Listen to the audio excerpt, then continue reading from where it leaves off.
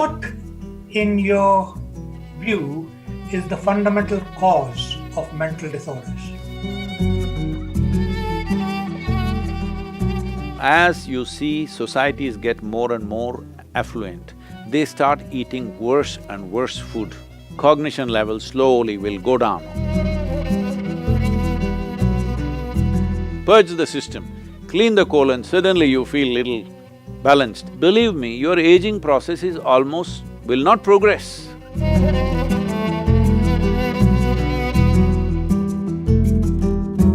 So, Sadhguru, what, in your view, is the fundamental cause of mental disorders? If you're asking for one cause… Well, it could be many. See, one thing is the way we eat. It's a very big part of mental illness.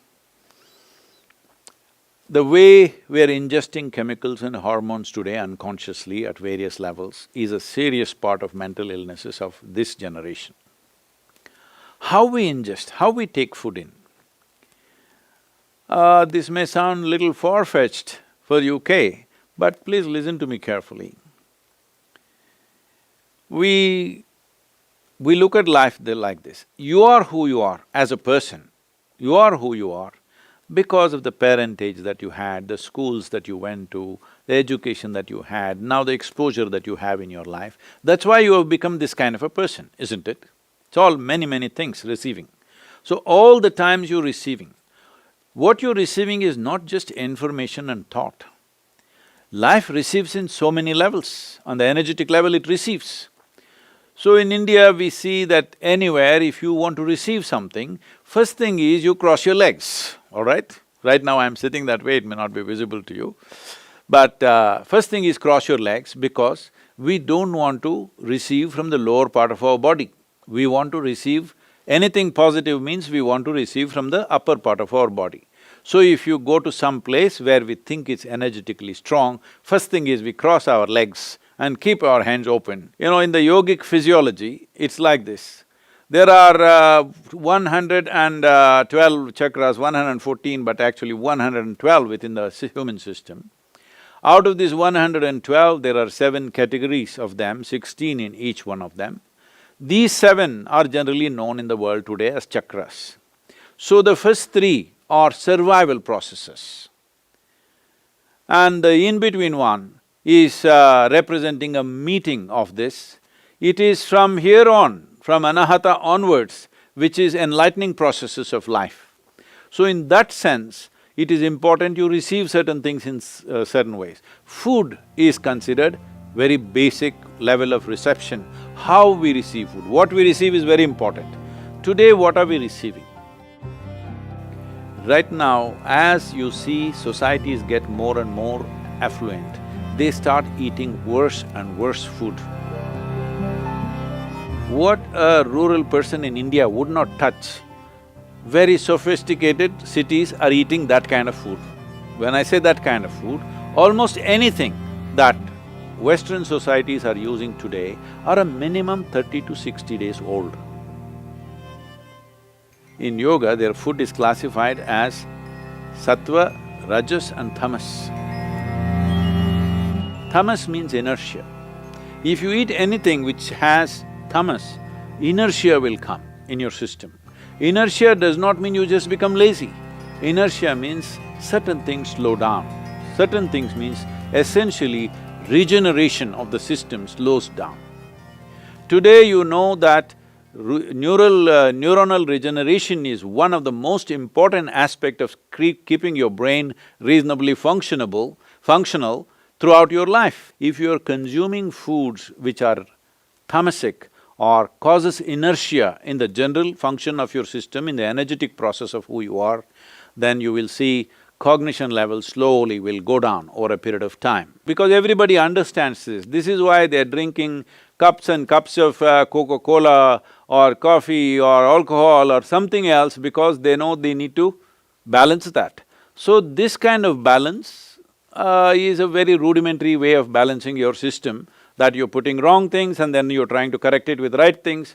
The highest number of antacids in the world, nearly 60% of the world's antacids are sold in America, the most affluent population on the planet. This means they have a whole choice of nourishment. They can eat the best food, but no, they will eat the worst food because commercial forces will decide what you eat. You cannot eat consciously anymore what you want to eat. In the yogic culture, if you cook something, the maximum time in which you can eat it is 1.5 hours, 90 minutes. Before that, you should have eaten the food. After that, we won't touch the food because it has started gathering tamas, inertia will begin to happen. If you want to experiment, you can experiment, eat something very fresh for 1 week, eat something which is processed and kept for 1 month, 2 months and then eat it, you will see the level of alertness in the system, you will notice it in your experience. But it is happening at the cellular level, it is happening in terms of, we call this ojas, there is no English word for that. If you create sufficient ojas, which is a non-physical dimension of energy, if every cell in your body is wrapped in this, believe me, your aging process is will not progress.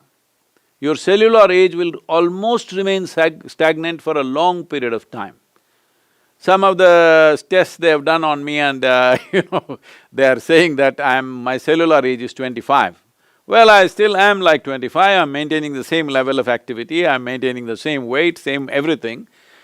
This is not some miracle. Every human being is capable of this with some simple attention to fundamental things. Going further in terms of food, there is something called as viruddha ahara. That means, if you eat one thing and put another thing which works opposite to that, then in your system there is a war. You know, digestive process is largely between acids and alkalines and all this stuff. For example, you eat meat which is fatty.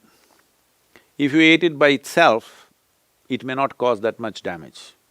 But you ate that with rice and ghee, you call that biryani and you ate it. Now the damage is big because these two things will not go together.